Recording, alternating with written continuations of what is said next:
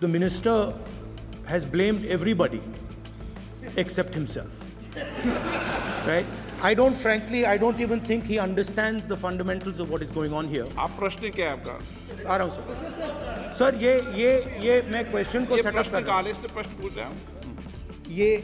The issue is that there are millions of students in this country who are extremely concerned at what is going on and who are convinced that the Indian examination system is a fraud.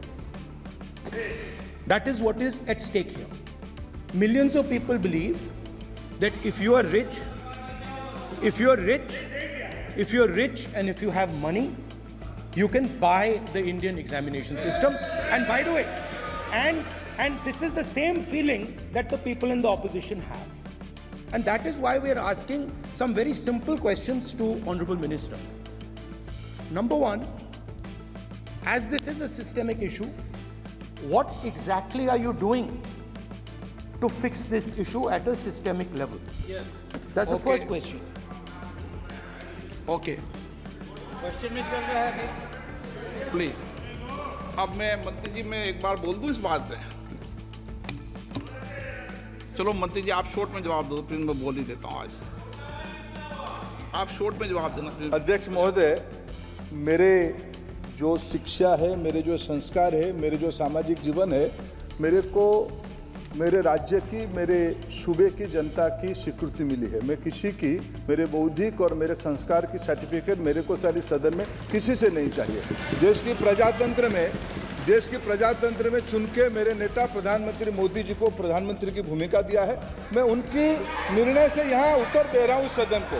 बाकी ये कहना चिल्लाने से सच झूठ नहीं हो जाएगा साहब। ये जो कहा गया देश की अभी की एग्जामिनेशन सिस्टम रबिश है सर, इससे दुर्भाग्यजनक बयान देश की नेता प्रतिपक्ष का कुछ नहीं हो सकता है सर। मैं कठोर शब्द से उसको निंदा करता हूँ।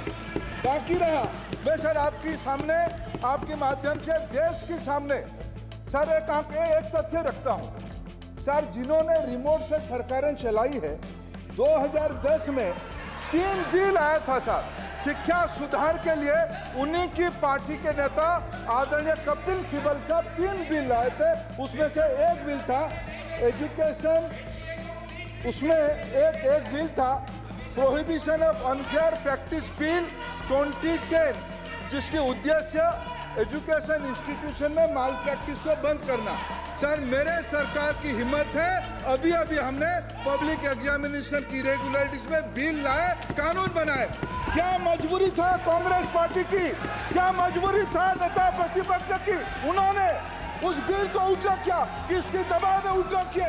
क्या निजी मेडिकल कॉलेज की दबाव में, उनकी घूसखोरी की दबाव में उन्होंने उस बिल को उठा किया था? सच सुनने की सामने ही है। ये मैं किसी की विद्वता पे प्रश्न नहीं उठाता हूं, लेकिन सच 2010 में शिक्षा सुधार की बिल उन्हीं की सरकार ने लाया था, दबाव में उन्होंने उठ किया। ये हमको प्रश्न पूछते हैं।